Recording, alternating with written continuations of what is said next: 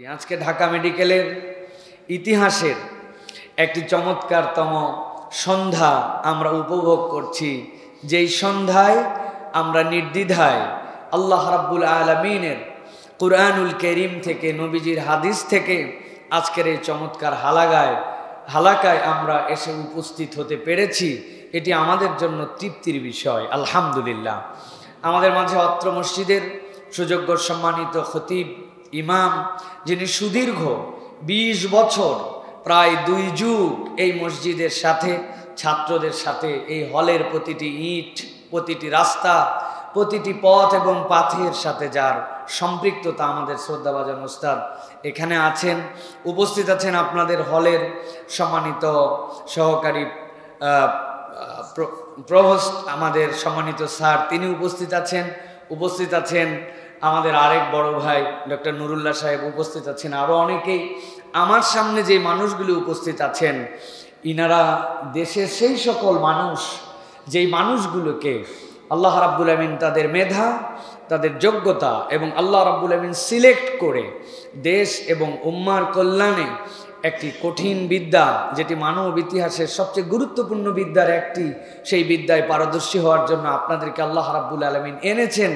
এই মেরিটেরিয়াস, এই সম্মানিত এই মানুষগুলোর সামনে আমি আসতে পেরে আজকের আয়োজনে যারা উদ্যোগ নিয়েছেন তারা সহ সকলের প্রতি কৃতজ্ঞতা জানাচ্ছি এবং আমি পড়ছি আলহামদুলিল্লাহ।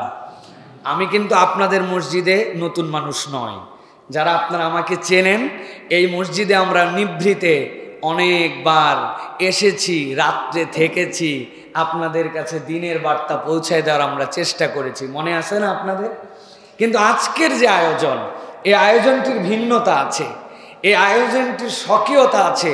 ঢাকা মেডিকেলে দিনী হালাকা হবে, তার জন্য পোস্টারিং করা হবে, আর যারা পোস্টারিং করছে তাদেরকে খোঁজা হবে না, তাদেরকে বিভিন্নভাবে তলব করা হবে না, তাদের বাপ মা পরিচয়, রাজনৈতিক ম্যান্ডেট উদ্ধার করার চেষ্টা করা হবে না।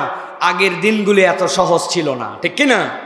তো আল্লাহ রাব্বুল আলামিন সেই জায়গাতে আমাদেরকে এই উন্মুক্তভাবে আল্লাহর দ্বীনের কথা বলার মতো পরিবেশ দিয়েছেন। আমরা আল্লাহর কাছে ফরিয়াদ করব এবং আপনাদের কাছে নিবেদন করব, আর কোনো ফ্যাসিস্ট, জালিম ওই রকমভাবে যেন আমাদের গলা চেপে ধরতে না পারে। এটা আমাদেরকে এনশিওর করতে হবে। এই রাস্তা পরিষ্কার করে সুন্দর বাংলাদেশ গঠনের জন্য আমাদের সকলকে সচেষ্ট হতে হবে, ঠিক কিনা? এটা আমাদেরকে মনে রাখতে হবে। প্রিয় ভাইয়েরা, আজকে আমরা সংক্ষিপ্ত সময়ে আপনাদের কাছে কথা বলবো, তবে সংক্ষিপ্ত সময়ে কথা বললেও 1 ঘন্টা আমার জন্য টাইম। এই সময়টুকুতে আমি কথা বলবো নির্ধারিত বিষয়ে, নির্ধারিত প্রসঙ্গে ইনশাআল্লাহ। আমি যখনই যেখানে কথা বলি, জ্ঞান সীমিত হওয়ার কারণে কিছু পড়ালেখা করে তারপরে আপনাদের কাছে এসেছি। তো আমার ছেলেরা, আমার প্রিয় ভাইয়েরা, আমার যারা আমাদেরকে মহাব্বত করেন, আপনারা যখন আমাদের কাছে গিয়েছেন, আমরা সম্মানিত বোধ করেছি যে আজকে আমরা কিছু কথা প্রাণ খুলে শুনবো, যে কথাগুলি শুনলে আমাদের হৃদয়টা আনন্দিত হয়। আমি ছেলেদের কাছে জিজ্ঞাসা করেছিলাম, ভাই কথা বলার ধরন কি হবে? ওনাদের বক্তব্য হচ্ছে, আপনি যেভাবে খুতবা দেন, আপনি যেভাবে ওয়াজ করেন, আপনি ওইভাবেই কথা বলবেন ইনশাআল্লাহ। তা আমি আপনাদের কাছে এই জন্য কোরআনের নির্দিষ্ট আয়াতে কারিমার থেকে 7 থেকে 8টি আয়াতে কারিমার বিষয়ভিত্তিক, অথেন্টিক, বিভিন্ন প্রামাণ্য তাফসীর গ্রন্থ থেকে আমাদের জীবনের পাথেও আসে এরকম কিছু আয়াতে কারিমা থেকে আমরা কথা শুনবো। প্রিয় ভাইরা, আজকে আমরা কথা শুনবো সূরা ইনফিতার থেকে। সূরার নাম বলেন ইনফিতার। এই সূরার আরো একটি নাম বলা হয় সূরা মুনফাতিরাহ। এই সূরার তারতিব অনুযায়ী কোরআনের 82 নম্বর সূরা। কত নম্বর সূরা? 82। এই সূরাটা হচ্ছে মাক্কি সূরা। কুরআনুল কারীমের সূরাগুলি 2 ভাগে বিভক্ত, একটা মাক্কি আর একটা মাদানী। মাক্কি বলা হয় হিজরতের আগে অবতীর্ণ সূরা মাক্কি সূরা, নবীজির হিজরতের পরে অবতীর্ণ সূরা মাদানী সূরা। মদিনায় চলে গেছেন, বিদায় হজে নবীজি আসছেন, কিন্তু বিদায় হজে মক্কায় থাকা অবস্থায় যেই সূরা অবতীর্ণ হয়েছে সেটিও মাদানী সূরা, কেননা হিজরতের পরের সূরা। এই জন্য আমরা যে সূরাটির আলোচনা করব, এটা মক্কায় অবস্থানকালীন হিজরতের পূর্ববর্তী সূরা, নবী করিম সাল্লাল্লাহু আলাইহি ওয়াসাল্লামের প্রতি অবতীর্ণ। আল্লাহ রাব্বুল আলামিন এই সূরার প্রথম 4টা আয়াতে কারিমার মধ্যে একটা গাঁথুনি রেখেছেন, একটা সংমিশ্রণ রেখেছেন। এর 4 আয়াতে কারিমা 4টা আলাদা চিত্রের একটি প্রকাশ, 4টি আলাদা ছবির একটি পুনর্বিন্যাস। আমরা উদাহরণস্বরূপ অনেক সময় বলতে পারি, আমরা অনেক ক্যালিগ্রাফি দেখি, অনেক ফটো ফ্রেম দেখি, আমরা দেখি একটা ছবি কিন্তু 3টা আলাদা আলাদা ফ্রেমে ঝুলানো আছে, 3টা মিলিয়ে তাকালে আমাদের কাছে একটা ফ্রেম আসে। দেখেছেন না আপনারা? গ্রাফিতি এঁকেছে ছেলেরা মেডিকেলের বাহিরের ওয়ালে, কিন্তু গ্রাফিতি আঁকতে যে দেখেছে মধ্যে একটা 10 ইঞ্চি খুঁটি, কিন্তু তারা গ্রাফিতির মান যেন ক্ষুণ্ণ না হয় এই জন্য ডানেও রেখেছে বামেও রেখেছে, মধ্যের টুকুকে আলাদা করে নাই। ওটার সাথে তাকালে, এই অ্যাঙ্গেল থেকে তাকালে মনে হবে অপূর্ণ, এদিক থেকে তাকালে কিন্তু সামনে থেকে তাকালে দেখা যাবে পূর্ণ। আলাদা আলাদা খণ্ডিত চিত্র কিন্তু মিলিয়ে একটা পূর্ণতা এসেছে। আল্লাহ রাব্বুল আলামিন, আমি বুঝানোর জন্য বলছি, 3টা লেয়ারে আপনাদের কাছে কথা বলবো।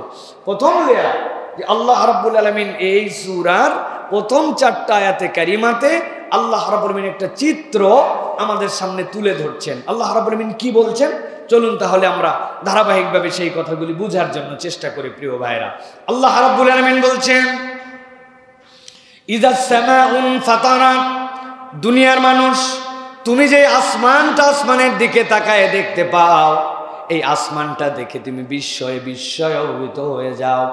আল্লাহ নবী এক হাদিসের মধ্যে বলেছেন, দুনিয়ার মানুষ শোনো, আল্লাহ রাব্বুল আমিন আসমান জমিন সংক্রান্ত যে আয়াত অবতীর্ণ করেছেন, আসমান জমিন আর দিন রাতের আবর্তনের যে আয়াত, এই আয়াতগুলি যখন কোনো বান্দা তেলাওয়াত করে কিন্তু এর মধ্যে চিন্তা করে না, এর মধ্যে গবেষণা করে না, তার জন্য ধ্বংস।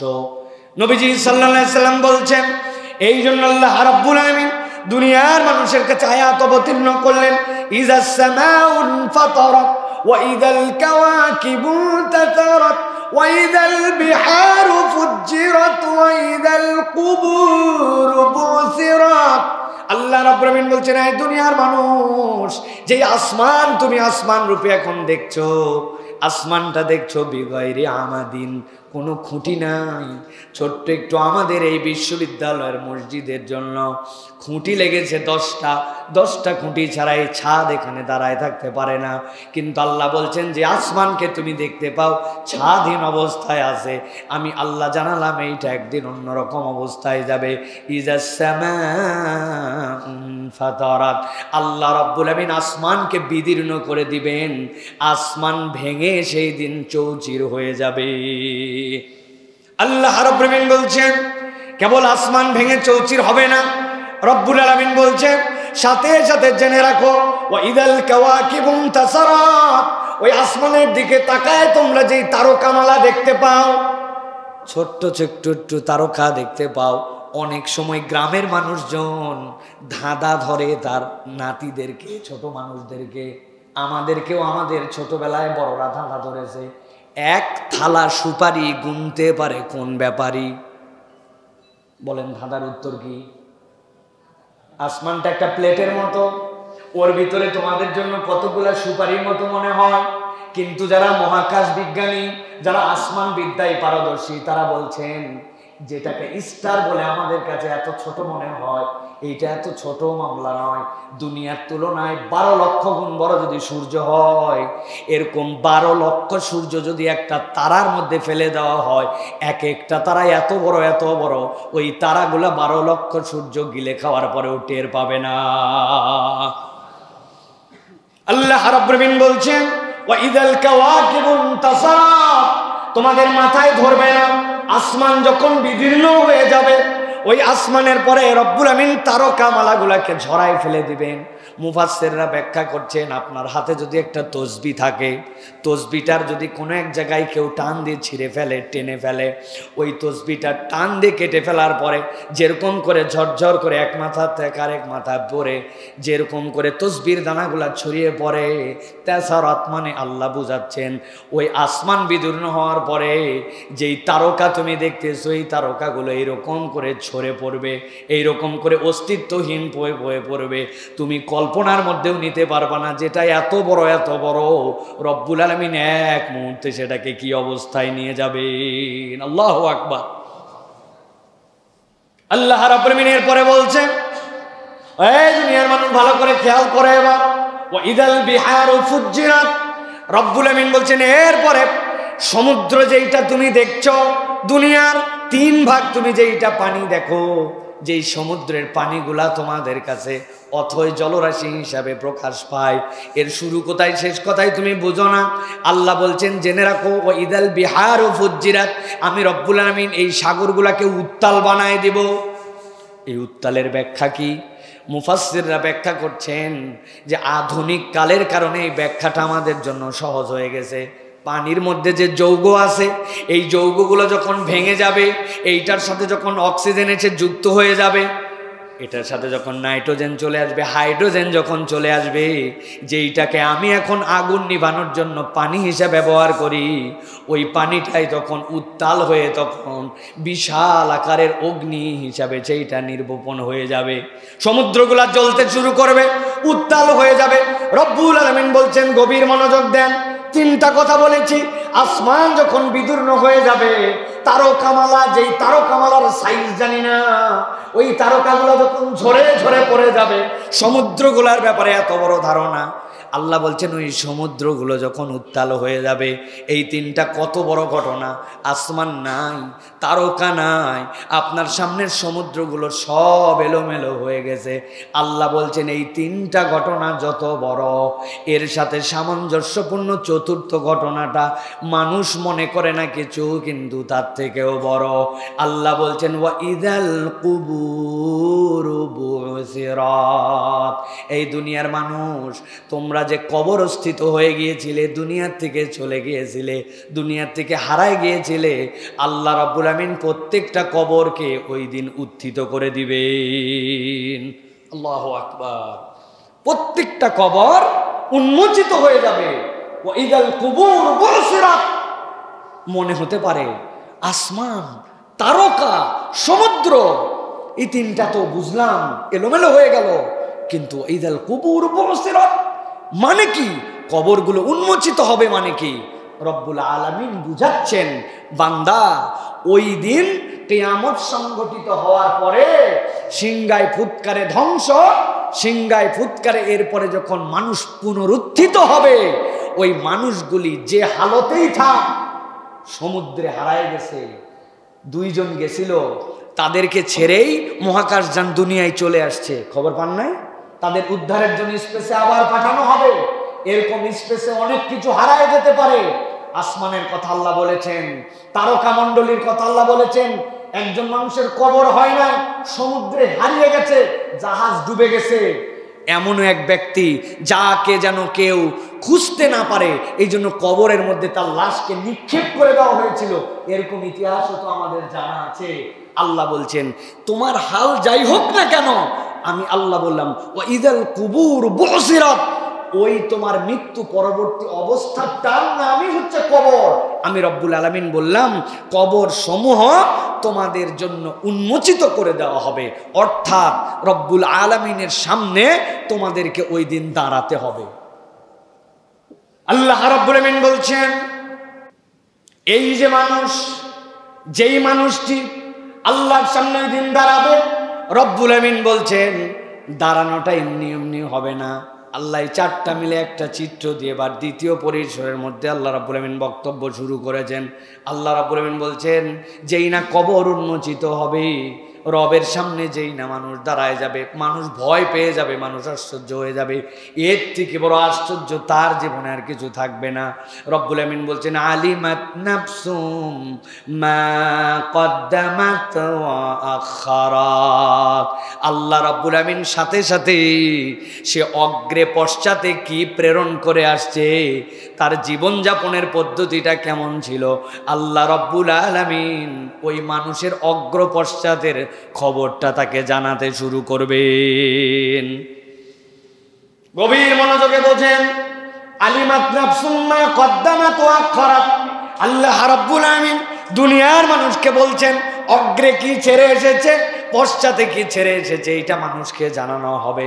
মুফাসসিরে কেরাম তিন ধরনের ব্যাখ্যার মধ্যে ঢুকিয়েছেন, তিন ধরনের কথা বলে মানুষকে সাবধান বানিয়ে দিয়েছেন। একটি বক্তব্য হচ্ছে দ্বারা দুনিয়ার মানুষ দুনিয়ার বুকে কোন কাজকে প্রায়োরিটি দিয়েছে আর কোন কাজকে সে প্রায়োরিটি দেয় নাই, আল্লাহ রাব্বুল আমিন তার প্রায়োরিটির হিসাবটা ওই দিন বান্দার সামনে উপস্থাপন করবেন। দিনদার মানুষের জন্য বোঝা সহজ। ধরুন আপনার সামনে একটা চমৎকার বার্গার এনে হাজির করা হয়েছে, পিজা হাট থেকে আপনার জন্য পিজা এনে দেওয়া হয়েছে। খাবারের ডেকোরেশন দেখে আপনার মাথা খারাপ, খাবারের কোয়ালিটি দেখে আপনি আনন্দিত। এত চমৎকার খাদ্য, এত চমৎকার ডেকোরেশন, এত চমৎকার উপস্থাপনা, সব ঠিক। জিজ্ঞাসা করছেন একজনকে যে এর ভিতরে যে চিজ দেওয়া আছে, চিজটা কিসের? উনি বলছে সব ঠিক আছে, শুধু চিজটা হচ্ছে শুয়োরের চর্বি দিয়ে বানানো। বুঝে থাকলে বলেন তো, একজন মুসলমান যদি হালাল হারামের বিবেচনা করে, খাদ্য যত সুন্দরী হোক ওইটার মধ্যে যদি হারাম ইনগ্রিডিয়েন্টস থাকে সে কি ওইটা খাবে? কথা বলতে হবে ভাই, খাবে? গভীর মনোযোগে বোঝেন। আল্লাহ রাব্বুল আমিন বলছেন আলিমাত নাফসুম মা কদ্দামাত ওয়া আখারাত। ওই বান্দাকে রব্বুল আমিন জানিয়ে দিবেন অগ্রে পশ্চাতে সে কোনটাকে প্রাধান্য দিয়েছে আর কোন পথটাকে সে প্রাধান্য দেয় নাই। আল্লাহ রাব্বুল আমিন সব হিসাব তার সামনে উপস্থাপন করবেন। তাকদিম এবং তাখির আল্লাহ রাব্বুল আমিন এমনি এমনি উল্লেখ করে নাই। আল্লাহ রাব্বুল আমিন বুঝাতে চেয়েছেন কোনটা তার প্রাধান্য দেওয়া উচিত ছিল আর কোনটা সে প্রাধান্য দেওয়া উচিত ছিল না। এই হিসাবটা রব্বুল আলামিন বান্দার সামনে উন্মোচিত করে দিবেন। ছোট্ট একটা উদাহরণ দেই, আপনার সামনে বিষয়টা আরো পরিষ্কার হবে। কোন একটা বাড়িতে সুন্দর একটা বেসিন আছে, যেখানে খাওয়ার পরে হাত ধোয়ার জন্য সবাই যায়, আত্মীয় স্বজন আসলেও যায়, মেহমান আসলে যাও, নিজেরাও যায়। কিভাবে জানো? বেসিনের সামনে যে কাঁচটা ভেঙে গেছে, স্ত্রী বলছে স্বামীকে বেসিনের কাঁচটা ভাঙা, এটা একটু চেঞ্জ করা দরকার, কালকেই করো। স্বামী বলতেছে করব দেখি, কিন্তু করে না। কালকেই করো যে বলছে, কালকের বারটা ধরেন রবিবার। ওই স্বামী চিন্তা করছে এই কাজ পরিবর্তন করা দরকার, দেখতে তো প্রত্যেক ওয়াক্তে আমাদেরকেই দেখতে খারাপ লাগে, কিন্তু সে তার কাজের প্রায়োরিটি নির্বাচন করছে। রবিবার আমার অফিস ডে, সোমবার আমার অফিস ডে, মঙ্গল বুধ বৃহস্পতি পর্যন্ত অফিস ডে। এই কয়দিন যদি আমি ওই কাজ খুঁজতে যাই, মিস্ত্রি নিয়ে আসি, সকালবেলা 10টার পরে কাজে লাগাই, এই কাজটা যদি করে, হ্যাঁ কাজ হবে, কিন্তু আমার অফিসের প্রায়োরিটি যেই কামাই দিয়ে আমি কাজ কিনতে যাব, ওই কামাইয়ের প্রায়োরিটিটা আমার জন্য আগে। অতএব সে অপেক্ষা করায় শুক্র শনিবারে ছুটির দিনে কাজ করার জন্য চেষ্টা করছে। দুটাই গুরুত্বপূর্ণ, কিন্তু কোনটাকে সে প্রায়োরিটি দিয়েছে? আল্লাহ বলছেন যেই না কবর উন্মোচিত হয়ে মানুষ উঠবে, রব্বুল আমিন বান্দাকে তখন হিসাব করে করে জানায় দিবেন আলিমাত নাফসুম মা কদ্দামাত ওয়া আখারাত। বান্দা কোন কাজ তোমার প্রায়োরিটিতে করার কথা ছিল আর কোন কাজের প্রায়োরিটি তোমার পেছনে থাকার কথা ছিল, ওই দিন কিন্তু তোমার জন্য হিসাব বরাবর করা হবে। নামাজে আসলেন না যে ভাই, আগামীকালকেই পরীক্ষা, আগে সাপ্লি খেয়েছি হিসাব দেখতে ভাই, এই জন্য আর কোন নামাজ কালাম রাখেন নামাজ এখন আমি খুব টেনশনে আছি। আছে না ভাই? আমার ছোট ভাই তো একটা ডাক্তার, অ্যানাটমিতে নাকি ফেল করছে না কি করছে আপনারাই তো জানেন। এরপরে তো মাথা খারাপ তার, খালি অ্যানাটমি পড়ে। তো এখন মনে করেন তারপরে এরপরে তার হচ্ছে অ্যানাটমির পরীক্ষা, বলছে ভাই চল এশার নামাজ পড়ে। সে বলছে কেবল পড়তে বসছি, বাহির থেকে হালকা ধোঁয়া টোয়া টাইনে আছে, ডিস্টার্ব করবি না। আছে না ভাই? আমার কথা নয়, কোরআনুল কারীমের কথা। আল্লাহ বলছেন আলিমাত নাফসুম মা কদ্দামাত ওয়া আখারাত। কোন জায়গায় কোনটা প্রায়োরিটি দেওয়ার কথা ছিল, এটা তুমি কোন জায়গায় প্রায়োরিটি দিয়েছো না দিয়েছো, ওই আসমান বিদীর্ণ করা যেরকম মহাবিস্ময়কর, ওই তারকা খসে পড়া যেরকম মহাবিস্ময়কর, ওই সমুদ্র যেরকম উত্তোলিত হয়ে আগুন ধরে যাওয়া বিস্ময়কর, তুমি কবর থেকে উঠে এরকম এক বিস্ময়কর কিতাব তোমার হাতে পেয়ে যাবে, যেই সময় তোমার হিসাব বরাবর করে দেওয়া হবে। এইটা হচ্ছে একটা ব্যাখ্যা। মুফতি মোহাম্মদ শফি রহমতুল্লাহ আলাইহি বলছেন আরো একটি ভয়ঙ্কর কথা এর মধ্যে আছে, আলিমাত নাফসুম মা কদ্দামাত ওয়া আখরা। মুফতি মোহাম্মদ শফি রহমতুল্লাহ আলাইহি তার মারিফুল কোরআনের ভিতরে ব্যাখ্যা করছেন, দুনিয়ার মানুষ, তুমি যখন দুনিয়ার থেকে চলে যাও, তুমি অগ্র পশ্চাতে কি ছেড়ে আসছো?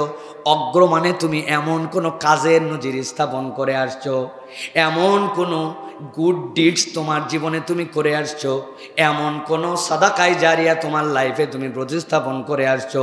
তুমি কবরে চলে আসছো, কিন্তু তোমার আমল নামা বন্ধ হয় নাই। বান্দা কবরে শুয়ে শুয়েও তার অগ্রের কল্যাণকর কাজের সওয়াব তার আমল নামায় পেয়ে যায়। সুবহানাল্লাহ বললাম যেরকম আনন্দ চিত্তে। মুফতি শফি রহমতুল্লাহ বলছেন ভয়ঙ্কর দিকটাই তো ওই জায়গায়।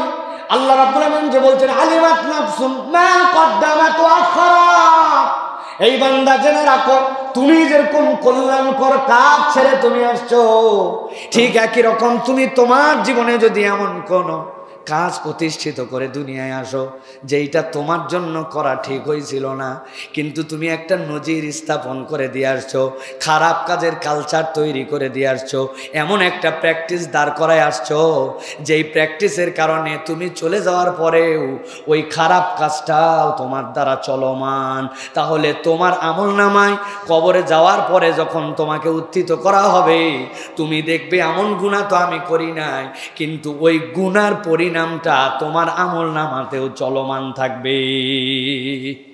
তোমার আমলনামাতেও চলমান আছে।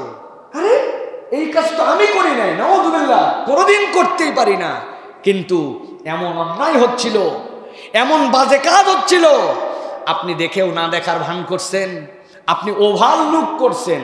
ওভারলুক তো আগে করতো, এখন ওভারলুক করার মতো লজ্জাও আমাদের তো উঠে গেছে, ঠিক না ভাই?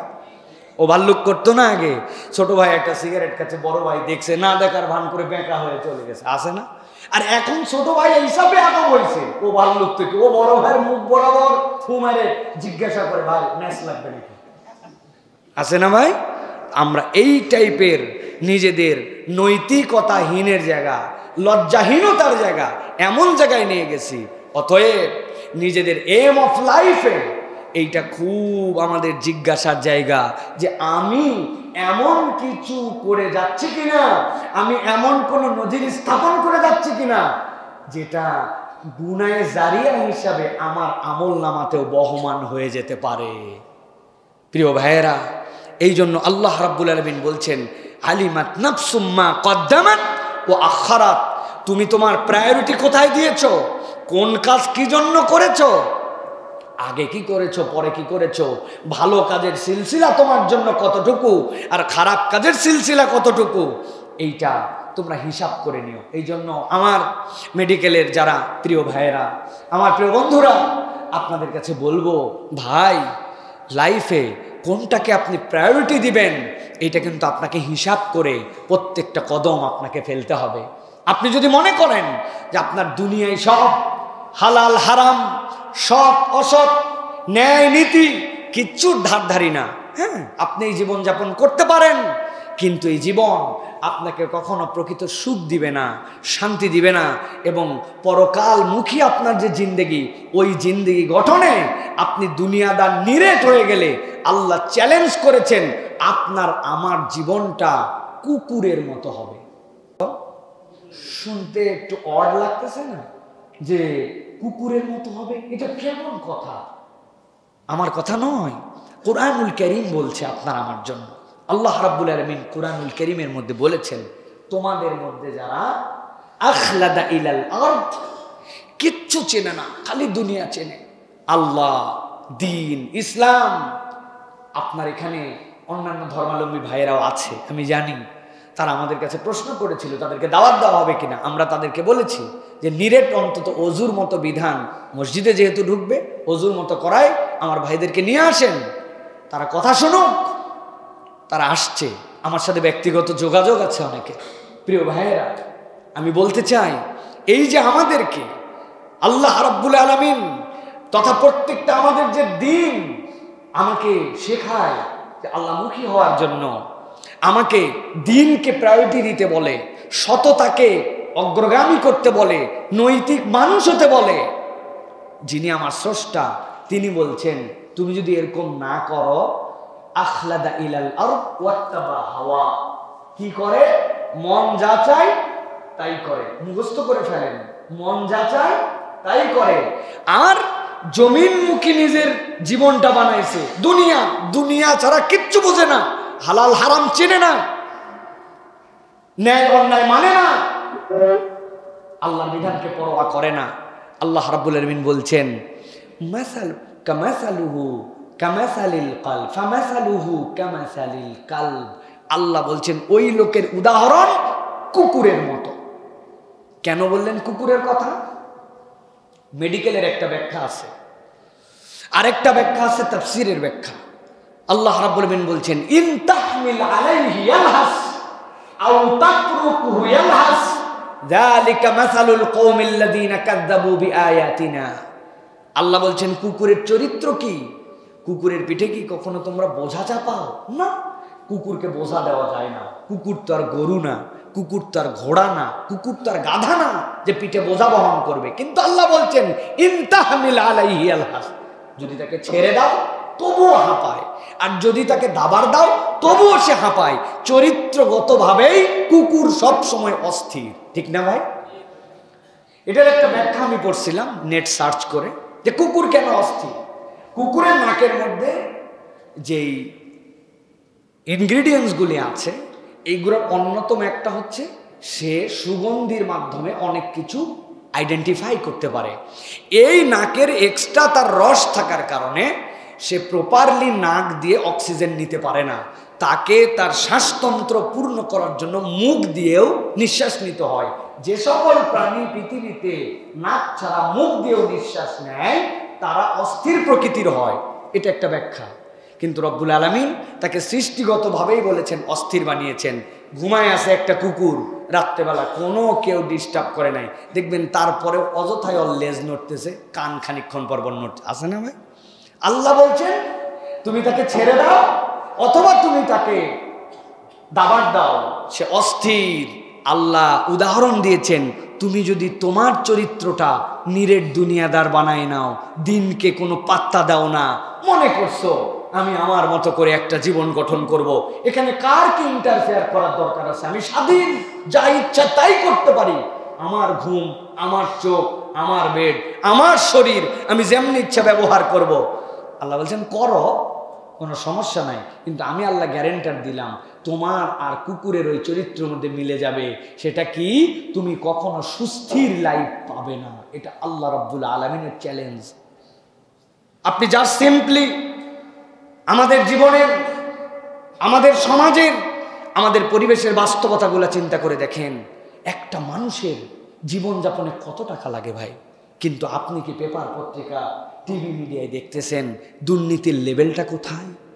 শত কোটি, হাজার কোটি, এগুলা শুনতে শুনতে কেউ যদি শুধু কোটি বলে, এগুলো আমাদের কাছে কেমন বিরক্ত লাগে, তাই না ভাই? শুধু কোটি, এটা একটা দুর্নীতির মধ্যে পড়ে। হাজার হাজার হাজার হাজার কোটি, বাড়ি কত এতগুলা, গাড়ি কত এতগুলা। আল জাজিরার সাংবাদিক রিপোর্ট বানাচ্ছে, রিপোর্টের সময় সে যখন খালি 20 কোটি পাউন্ড 20 কোটি পাউন্ড বলে, আমার কাছে শুনে এত লজ্জা লাগতেছিল, হায় রে, লোক খুঁজে পালি না, এত দুর্বল একটা লোক যার মাত্র 400টি বাড়ি 500টি বাড়ি, এই কথা বলতেছে। কিন্তু সে অনেক আশ্চর্য হয়ে বলতেছে, কেননা আমি আমেরিকা সফর করে দেখছি, আমি ইউরোপ সফর করে দেখছি, জাপান টাপান সফর করে দেখছি, বাড়ি কাঠের, বাড়ি ছোট, কিন্তু একটা বাড়ি তাদের কাছে কত কঠিন। একজন রিয়াল আমেরিকানের কাছে একটা বাড়ি কত কঠিন। একটা ব্যাংকের সাথে এঙ্গেজ না হয়ে একটা বাড়ি কিনতে পারে না তারা। আর সেখানে কোথাকার কোন বাংলাদেশ, যেই বাংলাদেশের কোনো খবরই নাই, সেই দেশের একজন নাকি আমেরিকায় 10টা বাড়ি, ইংল্যান্ডে 300টা বাড়ি। জাজিরার সাংবাদিক তো অস্থির, যে বাপরে বাপ। এটা কেন বললাম? এটা কাউকে খোঁচা দেওয়ার জন্য বললাম না। এই যে দুর্নীতির ক্ষেত্রেও অস্থিরতা, এটার কারণ কি? সে 100, 200, 500 কোটিতে সুখ পায় না, তার শান্তি হয় না, তার অস্থিরতা কাটে না। মনে হয় দুবাইয়ে দুর্নীতি করে একটু কিছু করলে না দুবাই ভালো লাগে নাই, ইংল্যান্ডে দুর্নীতি করবে না ভালো লাগে নাই, আমেরিকায় একটা কিছু ভালো লাগে নাই। আর দুনিয়ায় দুর্নীতি করবে কিন্তু দুনিয়ায় কোনোদিন সুখ পাবে না, ঠিক কিনা? একটা রিকশাওয়ালার যে সুখ আছে তাদের সে সুখ নাই। আপনারা কাউরান বাজারে রাত্রে, তো আমি প্রত্যেকদিন আপনাদের এর সামনে দিয়ে যাই, এই দিককার যত সফর শেষ করে আপনাদের এই মেডিকেলের সামনে দিয়ে যায়। হারে কাউরান বাজারের সামনে দক্ষিণবঙ্গ উত্তরবঙ্গ থেকে সবজি আসে, ওই সবজিগুলি বড় ট্রাক থেকে ছোট ট্রাকে আনলোড করে, সারা রাত কাজ করে 600-700 টাকা পায়। মাথায় বড় বড় টুকরি, জাম বেঁধে গেছে দাউদকান্দি ব্রিজে, জ্যাম লেগে গেছে যমুনা সেতুতে, সবজির ট্রাক আসে নাই। ওই লোকটা মাথার টুকরি নামায়া ওই কাউরান বাজারের মধ্যে আইল্যান্ডে রেখে কোমরের গামছা খুলে দিছে ঘুম। পাশ দিয়ে 20 টনের ট্রাক পার হয়ে যাচ্ছে, বিল্ডিং কেঁপে যায়, আর ওদিকেও নাক ডাকতেছে, আছে না?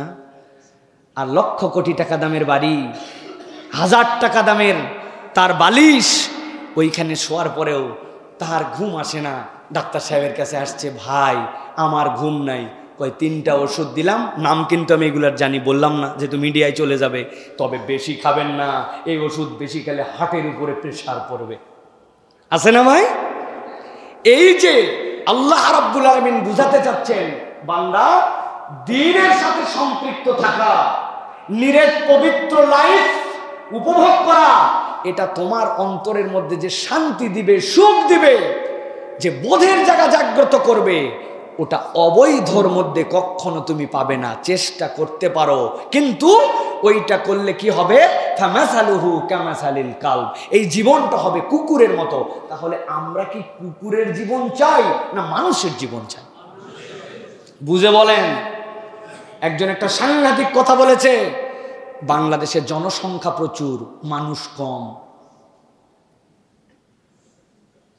আমাদের মানুষ কম বলেই এরকম একটা রেজিমের পরেও একজন মানসিক ভারসাম্যহীন লোককে আমরা ভাত খাওয়ায়া, তারপরে আমরা আমাদের হলের ভিতরে নিয়ে পিটায়া মৃত্যু পথযাত্রী বানায় আমরা বের করে দিতে পারি। এটা কোনো মানুষ তো করতে পারে না, ঠিক কিনা?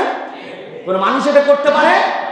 সাথে সাথে এটাও মনে রাখবেন, আজকে জোর গলায় এটার প্রতিবাদ আমরা করতেছি, এটা অন্যায়। এই অন্যায়কে অন্যায় বলা, কোদালকে কোদাল বলা, এই দাঁতের শক্তি আমাদের আছে, কিন্তু এক ধরনের ফ্যাসিস্টদের এই শক্তিও নাই, যারা এইটা দেখে খুব লাভ দিয়ে উঠছে। কিন্তু দেশে 19,000-এর উপরে মানুষ, 1.5 লক্ষ গুলি যাদের গায়ের মধ্যে, হাজার হাজার মানুষকে হত্যা করে ফেলা হয়েছে, এর মধ্যে অনেকগুলা লাশকে আইডেন্টিটি ছাড়া কবর দেওয়া হয়েছে।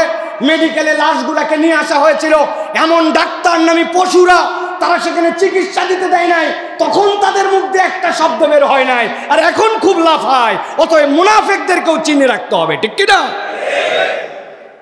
মুনাফিকদেরকেও চিনে রাখতে হবে। কথা বলেন, আমরা চাই কথা বলেন, কিন্তু আমরা সব সময় হকের পক্ষে কথা বলবো, কোনোটা দেখব আর কোনোটা দেখব না, এই রকম বিবেক যেন না হয়। এই জন্য জনসংখ্যার থেকে মানুষ বাড়ানো দরকার, ঠিক কিনা? আপনারা খুব important part of the nation, মনে রাখবেন। আপনারা নর্মাল কোনো মানুষ নন, আবার অ্যাবনর্মাল ভাবেন না জানেন নিজেদেরকে, আপনারা এক্সেপশনাল মানুষ। আল্লাহ রাব্বুল আলামিন এই মানুষগুলাকে তার দ্বীনের জন্য যেন কবুল করেন, বলেন আল্লাহুম্মা আমিন। তাহলে আমরা কোন পর্যন্ত গেছি? যেই পর্যন্ত নিয়ে গেছি এটা কেবল প্লট রেডি করলাম, মূল কথা এবার আল্লাহ রাব্বুল আলামিন আমাদের কাছে উপস্থাপন করছেন। তাহলে কি পড়েছি আমরা আজকে? ইজা সামাউন ফাতারাত, আসমান বিদীর্ণ হয়ে যাবে। ওয়া ইদাল কাওয়াকিবু ইনতাসারাত, তারকামালাগুলো খসে খসে পড়ে যাবে। ওয়া ইদাল বিহারু ফুজ্জিরাত, সমুদ্র উন্মোচিত হয়ে যাবে, সমুদ্র উত্থিত হয়ে যাবে। ও ইদাল কুবুর বুসিরাত, যেই সময়ে কবরগুলা দাঁড়িয়ে যাবে, কবরগুলা আবার ভেঙে সেই জায়গা থেকে প্রত্যেকটা মানুষ দাঁড়িয়ে যাবে। আল্লাহ বলছেন আলিমাত নাফসুম মা কদ্দামাত ওয়া আখারাত, মানুষ অগ্র পশ্চাতের সব খবর সেদিন জেনে ফেলবে। আল্লাহ রাব্বুল আমিন বলছেন সবচেয়ে গুরুত্বপূর্ণ জিজ্ঞাসা, অনন্য এক জিজ্ঞাসা আল্লাহ রাব্বুল আমিনের পরে মানুষকে বলছেন, ও মানুষ, যেভাবে তোমাকে এই কথাগুলার বর্ণনা দিলাম এবার আমি তোমার কাছে একটা জিজ্ঞাসা করতে চাই, ইয়া আইয়ুহাল ইনসানু মা গররাকা বিরাব্বিকাল কারীম। ও মানুষ, কিসে তোমাকে তোমার কারীম রবের থেকে দূরে সরায় রাখলো? অনেক গভীর কথা। আল্লাহ রাব্বুল আলামিন এই আয়াতে কারিমার মধ্যে এমন মেসেজ দিয়েছেন, কোন বান্দা যদি এই আয়াতে কারিমার হৃদয়ের মধ্যে কেবল ধারণ করে নিতে পারে আর সারাদিনে যদি এইটা একবার করে মনে করে, আমার আল্লাহ আমাকে জিজ্ঞাসা করেছেন ইয়া আইয়ুহাল ইনসান, হে মানুষ। মানুষ শব্দটা মুফাসসিররা বলছেন দুইটা শব্দ থেকে এসেছে। হয়তো মানুষ শব্দটা এসেছে নিসিয়ানুন থেকে। নিসিয়ানুন মানে ভুলে ভরা। মানুষ চারিত্রিকভাবে মানুষ ভুলে যায়, ভুলও মনাই হচ্ছে মানুষের স্বভাব, ঠিক কিনা? এক ডাক্তার সাহেব সকালবেলা বাহিরে যাবে, চেম্বারে যাবে, বেচারির আবার চোখে একটু সমস্যা। ডাক্তার সাহেবরা অনেক পড়ালেখা করেন জন্য চশমা লাগে, ঠিক না? সকালবেলা চশমা খুঁজে পায় না, রাগে মেজাজ ফায়ার হয়ে গেছে, আমার চশমা কই? বউরে বলছে তাড়াতাড়ি দাও, অফিসের দেরি হয়ে যাচ্ছে। বউ খুঁজতেছে সাথে, অনেকক্ষণ খোঁজার পরে স্বামীর দিকে তাকায় ফ্যাক করে হেসে দিছে। বেচারির তো মেজাজ আরও খারাপ, চশমা খুঁজে পাই না, আমার দিকে তাকায় হাসো কেন? বউ বলতেছে হাসবো না তো কি করব, কপালে একটু হাত দিয়ে দেখো। কপালে হাত দিয়ে দেখে চোখের চশমা টেনে কপালে রাখা। এখান থেকে মাত্র 1 আঙ্গুলের ব্যবধান, কিন্তু 10 মিনিট খোঁজা শেষ। মানুষ ভুলে যায়, ভোলায় মানুষের চরিত্র, ঠিক কিনা? আল্লাহ বলতেছেন এইটা যদি নিসিয়ান থেকে হয় এইটার অর্থ একরকম, আরেকটা হচ্ছে উনাসুন থেকে। যদি মানুষটা হামজা নুন সিন এখান থেকে আসে, তার মানে হচ্ছে ভালোবাসায় ভরা। আল্লাহ বলছেন মানুষ যেরকম ভুলে ভরা, মানুষ সেরকম আল্লাহর ভালোবাসায় ভরা। রব্বুল আমিন সব প্রাণীকে কুন ফায়াকুনের হুকুম দিয়ে সৃষ্টি করেছেন, কিন্তু খলাকাল্লাহু আদামা বিয়াদিহি। আল্লাহ রব্বুল আমিন নিজের হাতে আদমকে আল্লাহ রাব্বুল আমিন সৃষ্টি করেছেন। আল্লাহ রাব্বুল আমিন এই জন্য বলছেন ইয়া আইয়ুহাল ইনসান মা গররাকা বিরাব্বিকাল কারীম।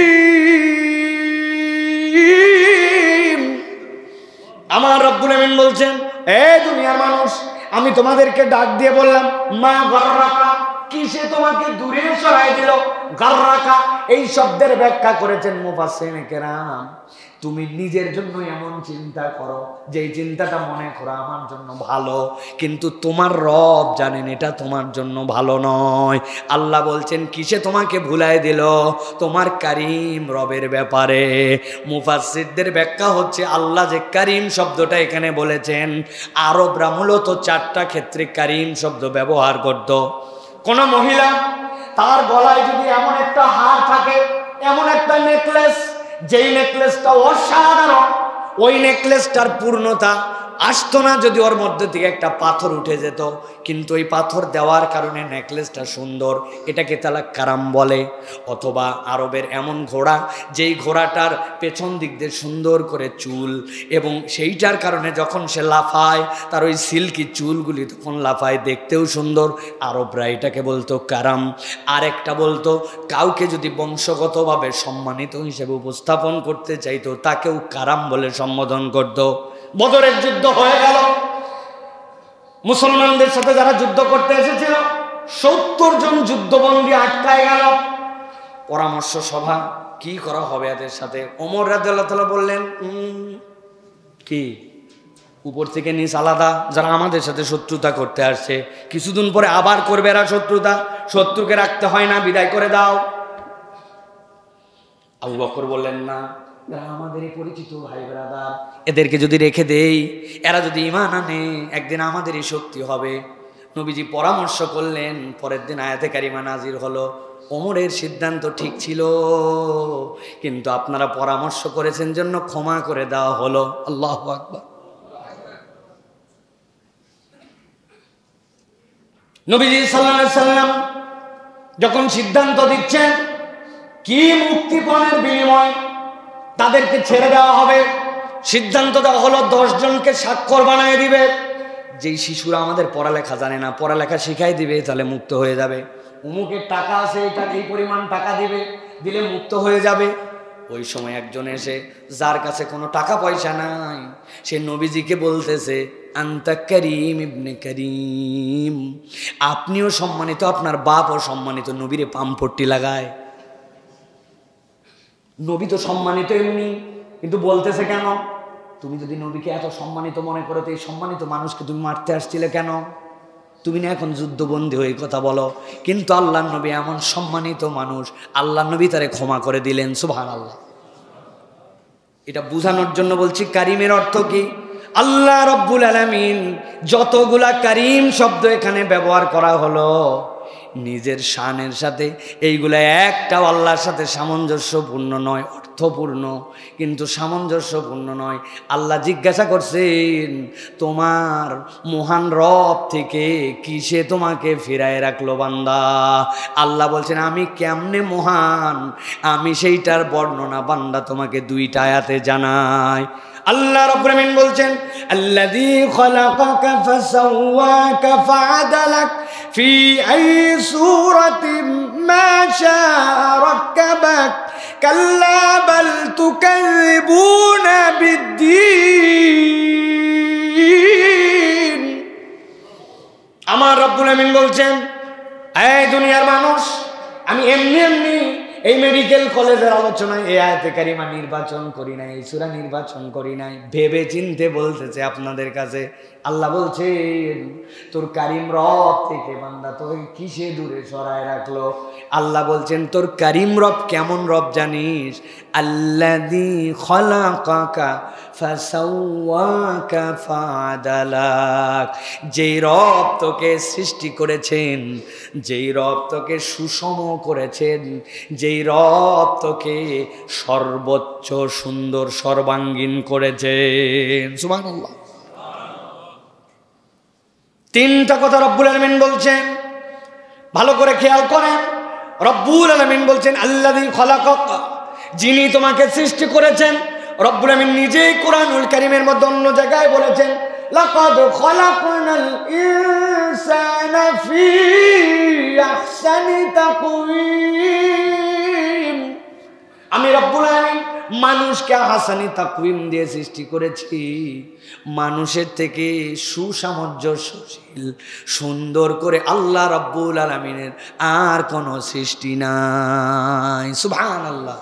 আল্লাযী খালাকাকা, ভালো করে বুঝেন, তিনটা জিনিস বুঝে নিতে হবে।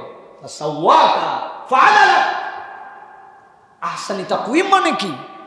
আমি মাঝে মাঝে উদাহরণ দেই। রব্বুল আলামিন অনেক কিছুর থেকে আমাদেরকে দুর্বল বানাইছেন। আমি, আমার বিড়াল বাড়িতে আছে, বিড়াল দুধের হাঁড়িতে ডাইনিং টেবিলের উপর উঠে মুখ দিয়ে খাওয়ার ধান্দা করতেছে। যেয়ে দেখি ওর খাওয়াই প্রায় শেষ, আর আমি লাইট দিয়া ওই হাঁড়ি ধরতে যাইয়া উল্টা ঘুতে লেগে আরো হাঁড়ি কাত হয়ে আরো দুধ পড়ে গেছে। বিড়ালের রাত্রে দেখার পাওয়ার আমাদের চোখের থেকে বেশি, তাই না ভাই? বাঘ কত বড় শক্তিশালী। বাঘ শুমারি হয় কিভাবে জানেন? আগে একভাবে শুমারি হতো, এখন বাঘের শুমারির টেন্ট চেঞ্জ হয়েছে। বাঘের পায়ের প্যাড আছে, কিন্তু আমাদের মতো ফিঙ্গারপ্রিন্ট নাই। কিন্তু প্রত্যেকটা বাঘের ওই প্যাডের সাইজ আলাদা হয়। এই জন্য ওই প্যাডের মাটিগুলা তুলে নেয়, নিয়ে মেপে মেপে দেখে, হিসাব করে, অনেক জটিল। ভেজা মাটি হলে, নরম মাটি হলে চেঞ্জ হয়ে যায়। একই বাঘ দুইবার গণনায় চলে আসে। কিন্তু আধুনিককালে বাঘ ভিন্নভাবে গবেষণা হয়। তারা ক্যামেরা লাগায় রাখে, ক্যামেরা রাখায় প্রত্যেকের গায়ে প্রিন্ট নেয়। পৃথিবীতে যত বাঘ দেখতে আপনার আমার চোখে একরকম, কিন্তু ডোরা টানার মধ্যে পৃথিবীর প্রত্যেক বাঘ স্বকীয়। এইটা দেখে দেখে বাঘ গণনা করা হয়। বাঘ নিজে জানে না এই বিদ্যা, কিন্তু বাঘ দেখে আমরা ভয় পাইলেও এই বিদ্যা আমরা জানি, ঠিক না ভাই? চোখে দুর্বল, কানে দুর্বল, চলাফেরায় দুর্বল, সব দিক দিয়ে দুর্বল আমরা। কিন্তু আল্লাহ বলছেন আহসানি তাকওয়িম, আমি আল্লাহ তাকে একটা সুসামঞ্জস্যশীল ব্রেন দান করেছি, যেইটা দিয়ে সে এইগুলা চিন্তা করতে পারে। সুবহানাল্লাহ। আল্লাযী খালাকাকা ফাসাওয়াকা, রব্বুল আলামিন বলছেন আমি তাকে কি করলাম? সুসামঞ্জস্যশীল করলাম। আমি রব্বুল আলামিন তাকে সাওয়াক বানালাম। সাওয়াক মানে কি? আপনার আমার চিন্তায় কুলাবে না, কিন্তু আপনার আমার জন্য যা যা যেখানে দিতে হবে রব্বুল আলামিন সেখানেই সেটি দিয়েছেন। সুবহানাল্লাহ। অনেক সময় আমি আমার প্রিয় ভাইদেরকে বলি, ইউনিভার্সিটিতে যখন পড়তাম আমরা, ইউনিভার্সিটিতে অনেক কিন্তু আপনাদের সাথেও নিশ্চয় আছে, কিছু বন্ধু আছে আমরা আমাদের ভাষায় বলতাম ঘাউরা। আপনাদের আছে ভাই এরকম? যা বুঝান ও কিচ্ছু বুঝে না, খালি উল্টা পাল্টা প্রশ্ন করে, আসে না? তো ইউনিভার্সিটিতে আমার একটা পরিচয় ছিল, শুধু ডিবেটর না, যত ধরনের উল্টা পাল্টা প্রশ্ন আছে সাইফুল্লাহ ভাইয়ের কাছে গেলে সোজা। মানে আমিও কিছু কিছু প্রশ্ন, মেঠো প্রশ্নের উত্তর যেরকম মেঠো দিতে হয় এই টাইপের ছিল। একজন এসে বলছে, সাইফুল্লাহ ভাই শুনলাম সোয়াব নাকি নূর, আলো, তো আপনার সুবহানাল্লাহ আলহামদুলিল্লাহ আল্লাহু আকবার বললে নাকি আসমান জমিন সব ভরে যায়। বললাম হ্যাঁ তাই তো। বলছে আমার জিজ্ঞাসাই তো এইটা, আসমান জমিন সব যদি একবার বললে ভরে যায়, এরপরে যখন আবার বলবো জায়গা কোথায়? কথা ঠিক না ভাই? আমি বললাম একদম এক্স্যাক্টলি, গুড কোশ্চেন। তুমি যে হলে থাকো, হলের নাম কি? বলে আমি জিয়া হলে থাকি। বললাম তোমার রুম নাম্বার? 216। বা দারুণ ব্যাপার। তোমার রুমে পাওয়ার কত লাইটের? বলছে আমার রুমে টিউব লাইট লাগানো, পাওয়ার জানি না, আলোয় ফকফকা আমার ঘর। আমি বললাম ভাই তোমার ঘর ভর্তি আলো হয়ে যায় লাইট দিলে? বললাম ঘর ভর্তি যদি আলো হয়, খবরদার ওই ঘরের মধ্যে মোবাইলের আলো অথবা অন্য কোনো আলো কোনো কিছু আর জ্বলাবে না, কেননা ঘর আলোতে ভরা, নতুন আলো জ্বলালে ঘর ভেঙে দেওয়ার সম্ভাবনা। ও বলছে ও আপনি আমার এই দিক দিয়ে দিক বুঝাই দিলেন। বললাম হ্যাঁ এদিক দিয়ে দিক বুঝালাম। মানুষ আল্লাযী খালাকাকা ফাসাওয়াকা, রব্বুল আলামিন একটা অদ্ভুত ব্রিলিয়ান্সি মানুষের মধ্যে দান করছেন। মানুষ ছাড়া কারো মধ্যে ব্রিলিয়ান্সি নাই। এটা বলার উদ্দেশ্য রব্বুল আলামিন বুঝাতে চান, মা গাররাকা বিরাব্বিকাল কারীম, তুমি যদি খোঁজার চেষ্টা করো তুমি তো তোমার মধ্যেই তোমার রবের নিদর্শন দেখতে পাও। সুবহানাল্লাহ। কত কিছু দেখতে পাই কিন্তু রবের নিদর্শন দেখতে পাই না। ও কি দেখতেছি, মিউনিসিপ্যালিটির থেকে ড্রেন কাটা হচ্ছে, ড্রেজার নিয়ে আসছে, ওই যে ওটা কি বলে এলিভেটর না এক্সকাভেটর নাকি, এরকম করে তোলে, এরকম করে আনে, এরকম করে নিয়ে এরকম করে রাখে, দেখে অবাক। কিন্তু আপনি আপনার হাতের দিক কোনোদিন দেখলেন না। ডাক্তার সাহেব খুব পণ্ডিতি করেন আমার জ্ঞানে, আমার বিদ্যায়, আমার বুদ্ধিতে। যদিও আপনাদের অনেকের লেখা খারাপ, আমি অনুরোধ করলাম লেখাটা সুন্দর করে না। এখন অবশ্য আমাদের শ্রদ্ধেয় ডাক্তাররা কম্পিউটারে লিখে দিচ্ছেন, এটা ভালো, এটা আমি সমালোচনা করে বলতেছি না, কিন্তু ডাক্তার একটু ব্যাখ্যা করে লিখে মজা পায়। আমরা এত কষ্ট করে পড়ালেখা করছি, তোমরা একটু কষ্ট করে ওষুধের নাম জানো, এই কষ্ট দিয়েন না আপনারা প্রিয় ভাইয়েরা। তো যেটা বলছিলাম যে এই যে হাত, আমি অনেক সময় বলি এই 3টা নখ যদি আপনি আঙুল গাডার দিয়ে বেঁধে দেন, 5টা নখ আঙুলটা গাডার দিয়ে বেঁধে দেন, এরপরে আপনাকে বলছে আজকে রাত্রের খাবার কি? পাতলা ডাল, আলু ভর্তা আর গরুর গোশ। আপনারে ডাল দিয়ে দিছে আর এই নখগুলা বাঁধা, বলছে হাত দিয়ে খাওয়া লাগবে, কি ঠেলা। আর প্রেসক্রিপশন লিখবেন কোন দিক দিয়ে? এই 3টা নখ যদি বেঁধে ফেলা হয়, আমি আমার রবকে চিনতে পারি না, অথচ এই 3 নখের মধ্যে আমার রবকে চিনা হয়ে যায়। সুবহানাল্লাহ। মানুষকে রব্বুল আলামিন এরকম ব্রেন দিয়েছেন, আল্লাযী খালাকাকা ফাসাওয়াকা ফাআদালাক। আল্লাহ আদালাত বলে বুঝাইছেন, আল্লাহ মানুষের মধ্যে একটা সুসামঞ্জস্যতা দিয়েছেন, প্রত্যুৎপন্ন মতিটা দিয়েছেন। মানুষ একমাত্র এক্সেপশনাল যে তার বুদ্ধির প্রয়োগ নানান দিক দিয়ে করতে পারে। সুবহানাল্লাহ বলেন। এক লোক গুলিস্তানের মোড়ে ধরেন ভারে করে বাঙ্গি বিক্রি করতেছে। বাঙ্গি চেনেন ভাই? বাঙ্গি চিনেন তো? বাঙ্গি চিনেন না? বলছে একটা বাঙ্গি 30 টাকা, 3টে 100। হিসাবে ভুল হয়েছে নাকি ভাই? একটা বাঙ্গি কত?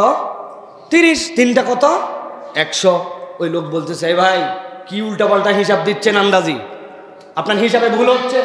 বলছে কোনো হিসাবে ভুল হচ্ছে না, আমার সব হিসাব ঠিক আছে। বলছে আশ্চর্য কথা, এক বাঙ্গি যদি 30 হয়, 3 বাঙ্গি 100 হয় কেমনে? বলছে আমি যা বলছি তাই, আমি পুরাতন ব্যবসায়ী। ভালো ঘাউরা লোক তো। তো ওই লোক বলছে এরা তো শিখানো লাগবে, ঠিক করা লাগবে, সাইজ করা লাগবে। বলছে কেমনে? বলছে শোনো, এটা বাঙ্গি দেন। দিছে 30 টাকা দিছে, দিয়ে বললো যে শোনেন আপনার বাঙ্গি তো সাইজে ছোট মনে হচ্ছে, আমার বাড়িতে যাইয়ে এক বাঙ্গিতে কি হবে, আরেকটা বাঙ্গি দেন। দিছে আরেকটা, দিয়ে 30 টাকা দিছে, দিয়ে বলল বাঙ্গি আবার কবে পাই না পাই, এত সুন্দর বাঙ্গি, অতএব আরেকটা দেন। নিছে 3 বাঙ্গি দিয়া টাকা আরো 30টা দিছে, দিয়ে বলছে মুরব্বী বাঙ্গি নিছি কয়টা? 3টা। টাকা পাইছেন ফুল? হ্যাঁ। বলে গোনেন। গুনছে, গুনে টুনে দেখে 90 টাকা। বলছেন প্রথমেই বলছিলাম না 1 বাঙ্গি 30, 3 বাঙ্গি 100, কি উল্টা পাল্টা বলেন, টাকা দিয়ে 90। বলছে পুরাতন ব্যবসায়ী, হিসাব ঠিকই আছে। আরে 90 টাকা গুনেও বলে হিসাব ঠিক আছে, কি মাথা ঠিক আছে নাকি না? বলছে বাবাজি, আমি যদি 1 বাঙ্গি 30 আর 3 বাঙ্গি 90 বলতাম, তোমার মতো লোক 3 বাঙ্গি কিন্তু সকাল থেকে হিসাবের মায়ের পেছে বাঙ্গি বেচা শেষ। আল্লাহ রাব্বুল আমিন বলছেন আল্লাযী খালাকাকা ফাসাওয়াকা ফাআদালাক। কে তোমাকে তোমার রব থেকে তারপরে ফিরাই রাখলো? তুমি তোমার রবের কাছে তারপরেও আসলে না, তুমি তোমার রবকে চিনলে না। আল্লাহ রাব্বুল আমিন বলছেন, ভালো করে খেয়াল করেন, রব্বুল আমিন বলছেন ফি আইয়ি সূরাতিন মা শাআ রাক্কাবাক। রব্বুল আমিন তোমাকে তার যেরকম ইচ্ছা সেরকম করে তোমাকে সৃষ্টি করেছেন। অনেক উদাহরণ দিয়ে বলে, নাকটা যদি উল্টা দিক হয়ে থাকতো, উপর দিকে নিঃশ্বাসও তো নেওয়া যাইতো, কিন্তু একটু কল্পনা করলে দেখা যাবে উল্টা দিক হইলে আসমান থেকে বৃষ্টির পানি যখন পড়তো, আপনি যখন শাওয়ারের নিচে দাঁড়ায় থাকতেন, গোসল করতেন, নাকের মধ্যে আপনাকে কেমনে মজবুতি দিয়ে আলাদা করে বাইন্ধে রাখা লাগতো, মুসিবতের বাজার হয়ে যেত আপনার জন্য, ঠিক কিনা?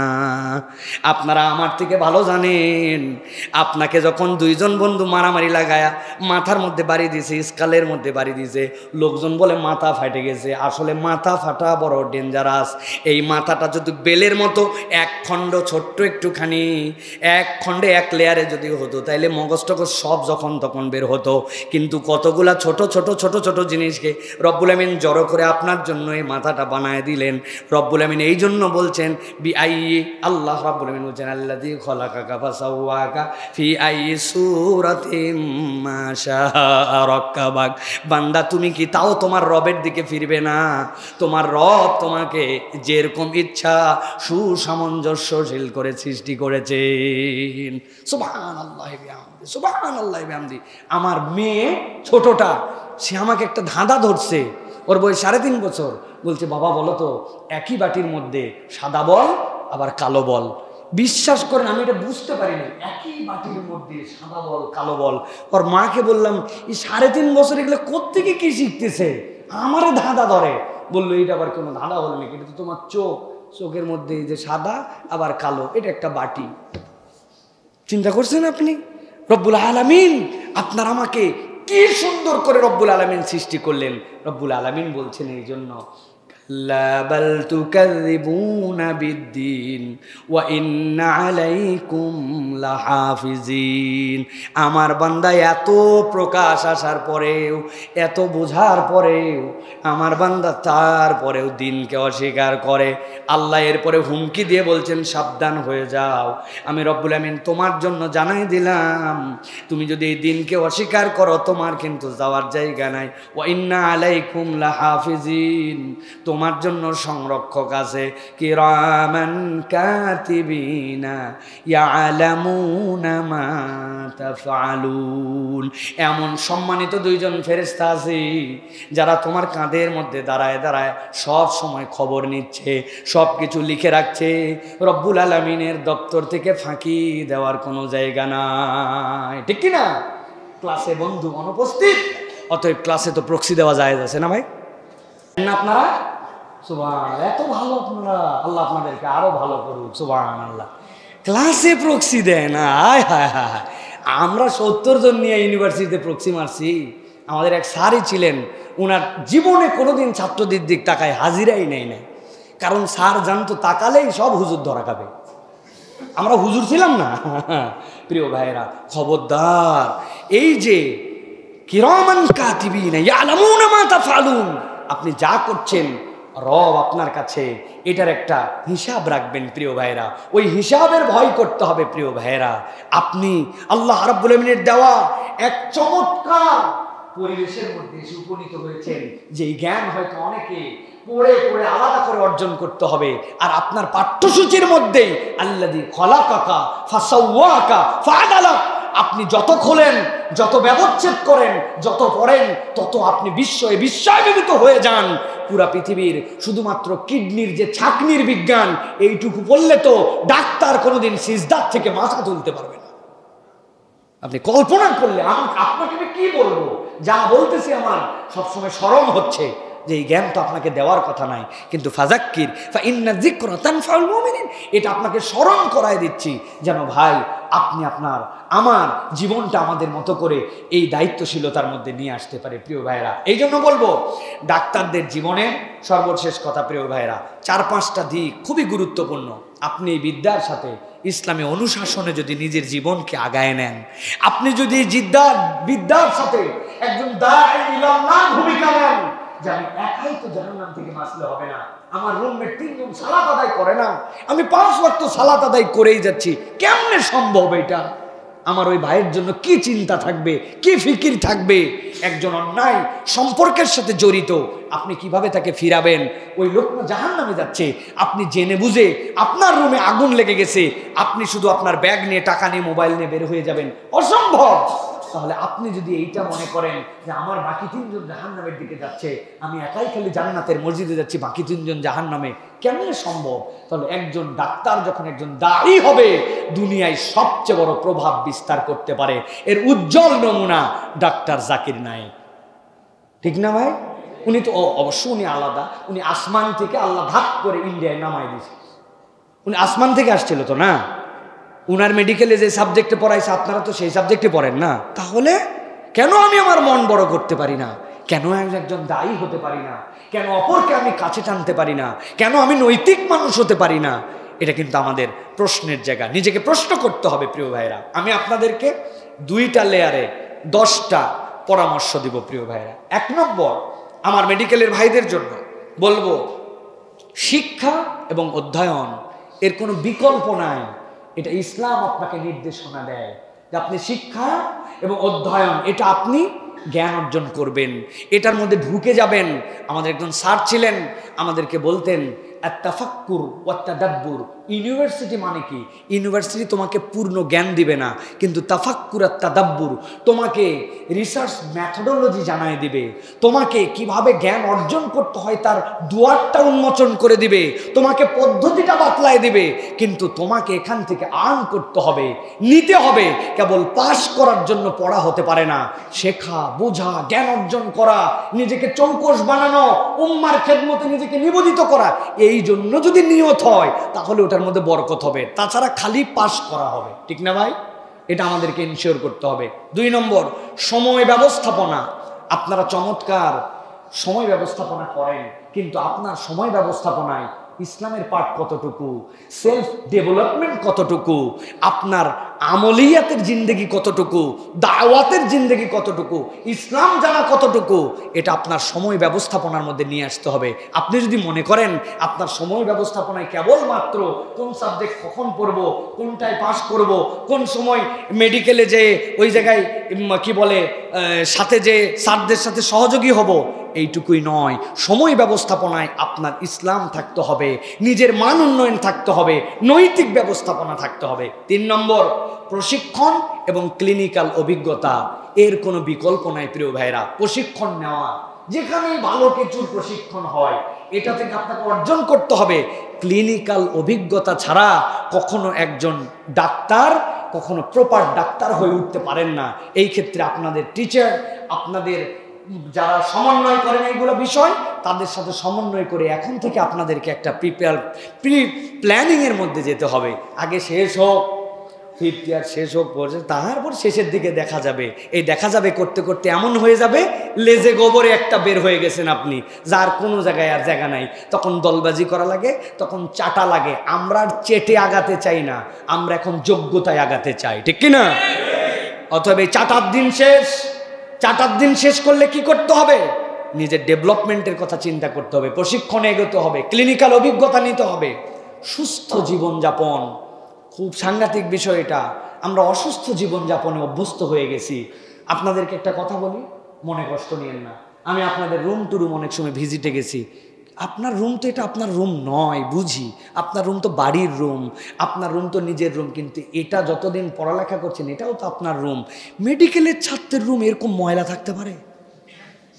হ্যাঁ, ফ্যান লাগানো আছে যেটা ওই স্বাধীনতার বছর থেকে আজ পর্যন্ত কোনোদিন মোছে না, জাল সাজিয়ে ঘর ভরে গেছে। আপনি জানেন না এটা আপনার মধ্যে প্রভাব পড়ে। কেননা আল ইলমু নূরুম মিনাল্লাহ, এই জ্ঞান যেটা অর্জন করছেন, আল্লাযী খালাকাকা ফাসাওয়াকা ফাআদালাক, এই জ্ঞান নিচ্ছেন আপনি, এটা আল্লাহর নূর। এটা ময়লা জঞ্জালে আসে না, অন্তর পরিষ্কার রাখতে হয়, পরিবেশও পরিষ্কার রাখতে হয়।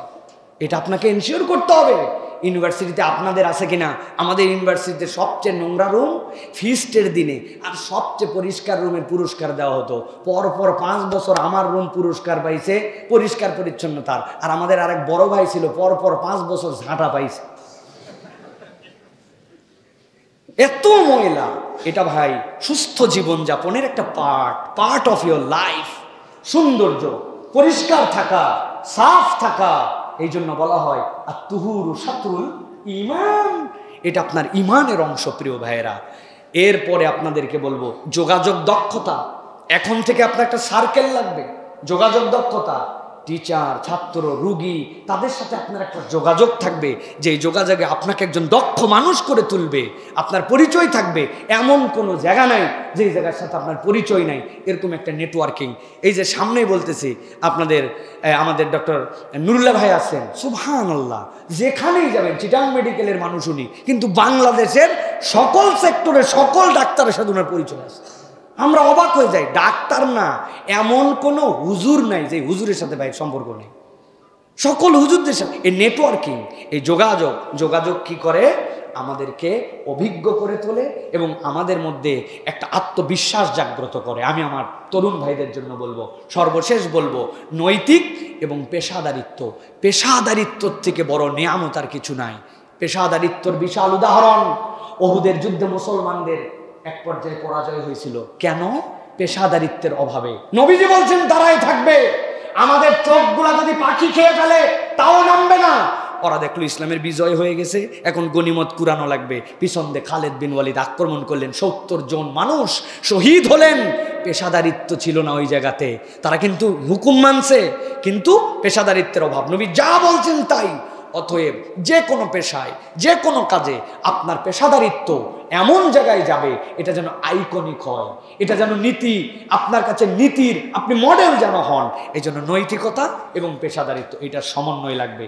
সাথে সাথে রুগীরা, আমরা যারা, আপনারা ডাক্তার, আমরা রুগী, আমরা আপনাদের কাছে কতগুলো জিনিস আমি নিজে চিন্তা করছি, আপনারা যদি অ্যাডভাইস দেন সেই রকম কাজ হবে ভাই, সেই রকম লেভেলে।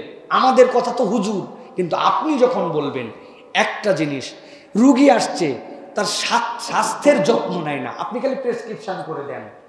একজন চাচা বলছিল তার ডাক্তার বন্ধুকে যে, দোস্ত তোর রুগীদের অবস্থা কিরকম? কয় প্রথম দিকে তো রুগী ছিল না, এখন দিনে 50-60টা, আলহামদুলিল্লাহ। কয় তুই একটা বাজে ডাক্তার। বলছে এত বড় কথা বললেন, আমার ট্রিটমেন্টে ভালো হয় জন্যই তো আসে। কয় ভালো হলে ওইগুলা রুগী আবার আসে কেন? 2 মাস পরে তুই না ভিজিট লেখছিস, প্রথম ভিজিট 700, পরের বার 500, পরের বারে রুগী এত কেন? বেটা তুই চাচ্ছিস কিনা আগে মন থেকে যে রুগী যেন না আসে, সেই ব্যবস্থা কর। বেশি রুগী আসা তোর জন্য ভালো না।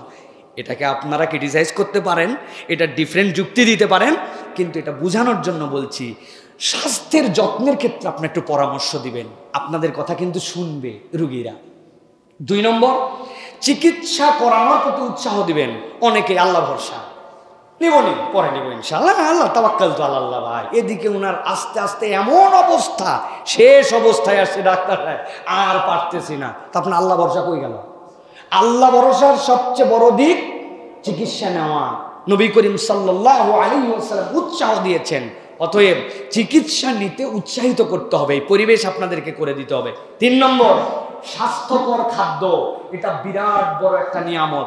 আপনি শুধু প্রেসক্রিপশন বলে দিচ্ছেন, কিন্তু স্বাস্থ্যকর খাদ্য আমাদের মানুষরা গ্রহণ করে না। অতএব নিরাপদ খাদ্য আমাদের জন্য অত্যন্ত গুরুত্বপূর্ণ। আমি একটা গোপন তথ্য দেই, বাংলাদেশে যেই 2টা, একটা সবজি আর একটা ফল সবচেয়ে ডেঞ্জারাস, নাম বলেন একটা, বলেন ভাই সাহস করে, ফলেরটা আগে বলেন, সবচেয়ে ডেঞ্জারাস ফল। আপেল, আঙ্গুর, কমলা বলছেন, এটা আরেকটা সবজি। আমি আপনাদের কাছে একদম অথেন্টিক সোর্স থেকে বলতেছি, প্রাকৃতিক কৃষি যারা করেন তাদের মাধ্যম দিয়ে জেনে বলতেছি, সবচেয়ে ডেঞ্জারাস ফলের নাম হচ্ছে তরমুজ, আর সবচেয়ে ডেঞ্জারাস সবজির নাম হচ্ছে বেগুন। একটা বেগুনে বিষ না দিলে ওভারনাইটে পোকা ধরে, একটা তরমুজে বিষ না দিলে এক রাত্রে শেষ হয়ে যেতে পারে, জমির নিচে মাটির সাথে লেগে পচে যেতে পারে। এত পরিমাণ কেমিক্যাল, এত পরিমাণ বিষ দেয় যে স্বাস্থ্য অধিদপ্তরের নির্দেশনা অনুযায়ী 21 দিন পরে ওইটা বিক্রি করার কথা, কিন্তু আগের রাত্রে দিয়ে পরের দিন দেয়। তরমুজ খায়, বিষ খায়, বেগুন খায়, বিষ খায়, ফল খায়, বিষ খায়। আপনারা মানুষকে উৎসাহ দিবেন, নিজেরা কিছু বাগান করার চেষ্টা করেন। রুগী যে আসবে তাদেরকে আপনি কি কৃষক কিনা, আপনার লেয়ার কি, অথবা আপনি আপনার জন্য বিষ খাচ্ছেন কিনা। আপনি বিষ দিচ্ছেন বেগুনে, কিন্তু আপনার সবজির আবারটা কলার আরেকজনার। কলা আপনি মনে করছেন হেলদি ফুড, অতএব এটা খেতে হবে, কিন্তু আপনি বেগুনের চাষি আর আপনি কলা খাচ্ছেন বিষ। কলাওয়ালাও আপনাকে বিষ খাওয়াইছে, আপনি কলাওয়ালারে বেগুন খাওয়াইছেন। অতএব প্রিয় ভাইয়েরা, এটা সামাজিক দায়িত্ব হিসেবে খালি ডাক্তারি প্রেসক্রিপশন করে দিলাম না, স্বাস্থ্যকর খাদ্যের ক্ষেত্রে উৎসাহ দিবেন। আর আমার ওস্তাদ বলতেন, আপনাদেরকে বলে দেই, প্রেসক্রিপশনের সাথে একটু নবী করিম সাল্লাল্লাহু আলাইহি ওয়াসাল্লামের প্রেসক্রিপশনটা বলে দিবেন যে ভাই একটু মধু খেন সকাল সন্ধ্যা, একটু কালো জিরাটা খেন, ইমিউন সিস্টেম বিল্ড আপ করবে। একটুখানি আপনি রাসূলুল্লাহ সাল্লাল্লাহু আলাইহি ওয়াসাল্লামের তরিকা অনুযায়ী একটু লাউ খেন। কথার কথা বলতেছি, এটা কি হবে, একটা বারাকা হবে তার জীবনে। এইটা আপনাদের প্রতি অনুরোধ থাকলো। মানসিক স্বাস্থ্য, এটার ক্ষেত্রে আপনাদেরকে বলতে হবে। রুগীর উপরে খালি আপনি ঘুমের ওষুধ মারিয়ে যাচ্ছেন, ফ্রেনজিট মেরে যাচ্ছেন, রাত্রে মনে করছেন বিরাট শান্তি পেয়ে যাবে, কিন্তু ওর মনের ভিতরে অস্থিরতা, অপবিত্রতা, মন আল্লাহমুখী না। অতএব আপনি যদি আদর্শ ডাক্তার হন, এই জায়গাটা আপনি একটু তাকে প্রেসক্রাইব করে দিতে পারেন, একটু পরামর্শ দিয়ে দিতে পারেন, কারণ সে তো আপনার কাছে ঠেলায় পড়ে আসছে ভাই, সে আপনি যা বলবেন তাই শুনবে, এখন এরকম লেভেলে আছে। অতএব মানসিক স্বাস্থ্য।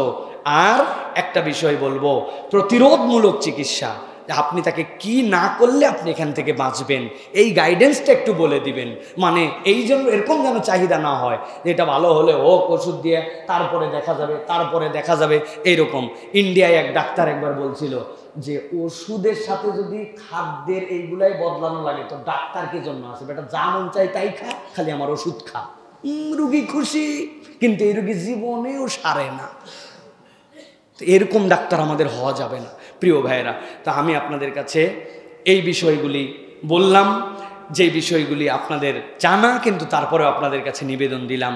সাথে সাথে যে কথা বলে শেষ করব প্রিয় ভাইয়েরা, নবী করিম সাল্লাল্লাহু আলাইহি ওয়াসাল্লামের আদর্শের মধ্যে আমাদের জন্য মুক্তি আছে। শেষ কথা, একটু দিল দিয়ে, একটু মন দিয়ে একটুখানি বোঝার চেষ্টা করেন। আল্লাহ রাব্বুল আলামিন নবী করিম সাল্লাল্লাহু আলাইহি ওয়াসাল্লামকে আমাদের জন্য কিরকম নিয়ামত বানালেন।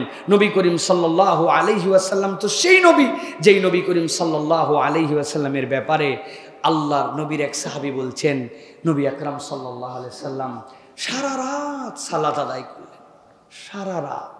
কিন্তু সেই সাহাবী বলছেন, সিজদায় নবীজি একটা আয়াতে কারিমায় পুরা রাত পড়ছেন। সাহাবী বলতেছেন, নবীজি বললেন, ইন তুআযিবহুম ফাইন্নাহুম ইবাদুক ওয়া ইন তাগফির লাহুম ফাইন্নাকা আনতাল আজিজুল হাকীম। হে আল্লাহ, আপনি যদি আপনার বান্দাদেরকে শাস্তি দেন তাও এরা আপনার বান্দা, আর আপনি ক্ষমা করে দিলে কেউ ধরার নাই আপনাকে। নবী সারা রাত এই আয়াতে কারিমা পড়ে নামাজ শেষ করলেন। সাহাবী বলতেছেন, আবু যার, সকাল হলে আমি তাকে বললাম, ইয়া রাসূলুল্লাহ, এক আয়াত পরেই রাত শেষ করে ফেললেন। নবীজি সাল্লাল্লাহু আলাইহি সাল্লাম বললেন, ইন্নী সাআলতু রাব্বি আশ-শাফাআতা লি উম্মতি, আমি আমার উম্মতের জন্য আল্লাহর কাছে সারা রাত শাফাআতের নিয়তে আল্লাহর কাছে চেয়েছি।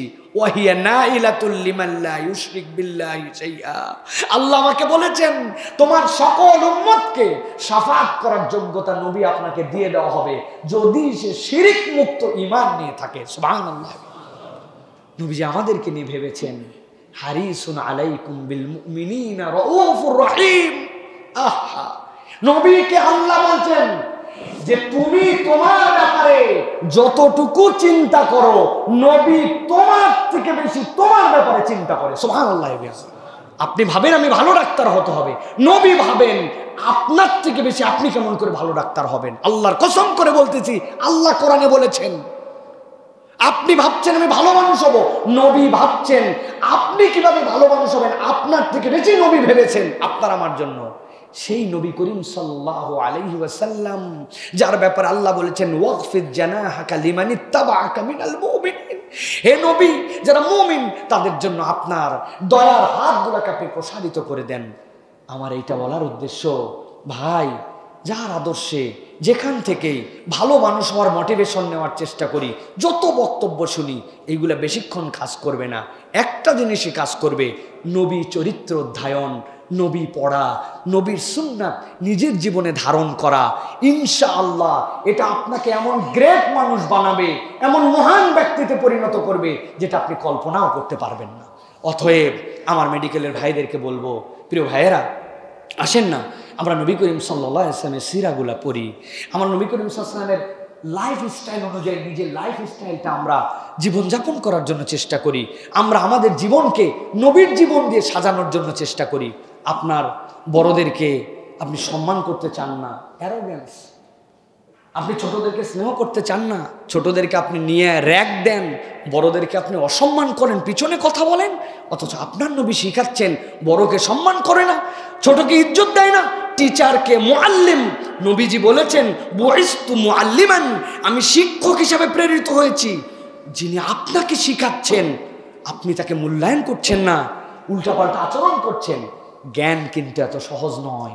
এই জন্য বলছি প্রিয় ভাইয়েরা, নবীর আদর্শের মধ্যে সবচেয়ে চমৎকার আদর্শ, সবচেয়ে সুন্দর আদর্শ ঢুকানো আছে। অতএব আমরা যদি নবী চরিত আমার জীবনে নেই, আমাদের জীবনে নেই, ইনশাআল্লাহ আমরা একটা পরিবর্তিত সুন্দর মেডিকেল আমরা দেখতে পাবো ইনশাআল্লাহ। আপনারা রাজি আছেন ইনশাআল্লাহ? যে আমরা চাই আমাদের একটা চমৎকার মেডিকেল হোক, যেখানে বৈষম্য থাকবে না, চাটুকরিতা থাকবে না, দলবাজি থাকবে না, দলের নামে বেহায়াপনা, অসভ্যতা, বর্বরতা, ছাত্র নিপীড়ন, সিট দখল, যোগ্য মানুষকে যোগ্যতার মর্যাদা না দেওয়া, এইগুলা থাকবে না। এরকম সমাজ আপনারা চান? যদি এইটা চান তাহলে আমাদের নিজেদেরকে রাসূলুল্লাহ সাল্লাল্লাহু আলাইহি ওয়াসাল্লামের তরিকা অনুযায়ী, কোরআন সুন্নাহ অনুযায়ী রবকে চিনে আমাদেরকে দুনিয়ার বুকে চলাচল করতে হবে। লাস্ট 30 সেকেন্ড বলি, রব তো তিনি যিনি আপনাকে আমাকে জিরো থেকে সুসামঞ্জস্যশীল করে আপনাকে আমাকে আল্লাহ রাব্বুল আলামিন এই পর্যন্ত নিজ কুদরতে নিয়ে আসছেন। এটার ক্ষেত্রে আপনার ব্রেন, আমার ব্রেন, আপনার আমার প্রচেষ্টা, আপনার আমার চিন্তা, এইগুলো একটা লেয়ারের পরে যুক্ত হয়েছে। কিন্তু এমন একটা লেয়ার ছিল যেই সময় আমার চিন্তা বিবেচনার কিচ্ছু ছিল না, আল্লাহ অটোমেটিক আমাকে সফটওয়্যারের মতো এই সিস্টেমের মধ্যে ঢুকায়ে নিজে রব আপনাকে আমাকে নার্সিং করেছেন। সুবহানাল্লাহ বলেন। মায়ের পেট থেকে ভূমিষ্ঠ হলাম, কেঁদে দিলাম, ওয়াও ওয়াও ওয়াও। নার্স এসে বলল যে যদিও ওনার হুঁশ নাই কিন্তু বুকের কাছে নিয়ে যাও, দুধটা খাবে। ঠান্ডা মাথায় মায়ের বুকের কাছে আপনাকে নিয়ে গেল। আপনি রোদ চিনেন না, বর্ষা চিনেন না, আলো চিনেন না, বাতাস চিনেন না, আপনি দুনিয়ার দিন চিনেন না, রাত চিনেন না, খাট চিনেন না, মাঠ চিনেন না, মা চিনেন না, খালা চিনেন না। মায়ের বুকের কাছে নিয়ে কোনো রকম শুধু নিপিল বরাবর মুখটা দিল, আপনি জিহ্বা দিয়ে চুষে চুষে খেতে শুরু করলেন। কোনোদিন ভেবে দেখেছেন কে আপনার মধ্যে চুষার জ্ঞান দিল? কে আপনাকে এই দুধ গিলার জ্ঞান দিল? কে আপনার মধ্যে এটা ঢুকায় দিল? আলাম নাজআল লাহু আইনাইন ওয়া লিসানান ওয়া শাফাতাইন ওয়া হাদাইনাহুন নাজদাইন। আল্লাহ বলছেন আমি রব চোখ দিছি, আমি রব দুইটা ঠোঁট দিছি, জিহ্বা দিছি। ও হাদাইনাহুন নাজদাইন। নজদের একদল লোক বলছেন নজদ মানে মায়ের স্তন, মায়ের স্তনের দিকে যাওয়ার হেদায়েত দিছি। আমি রব, আমি আল্লাহ। ওই আলমে আরওয়াতে জিজ্ঞাসা করেছিলাম আলাস্তু বিরাব্বিকা, আমি কি তোমাদের রব নয়? কবরে যাওয়ার পর জিজ্ঞাসা করব মান রব্বুকা। এখন ওখানেও রব, এখানেও রব। রবের পরিচয় কোথায় পাবি? প্রাণ খোলো, আলহামদুলিল্লাহি রাব্বিল আলামিন। কোরআনের প্রথমেই তোমার রবের পরিচয় দেওয়া আছে। অতএব রবকে চিনেছে যে দুনিয়া তার। আসুন আমরা রবকে চিনি, নবী করিম সাল্লাল্লাহু আলাইহি ওয়াসাল্লামের পথ এবং পদ্ধতিতে। হাযা মা ইনদি ওয়াল ইলমু ইনদাল্লাহ সুবহানাকাল্লাহুম্মা বিহামদিকা আশহাদু আল্লা ইলাহা ইল্লা আনতা আস্তাগফিরুকা ওয়া আতুবু ইলাইক। ওয়াসসালামু আলাইকুম ওয়া রাহমাতুল্লাহি ওয়া বারাকাতুহু।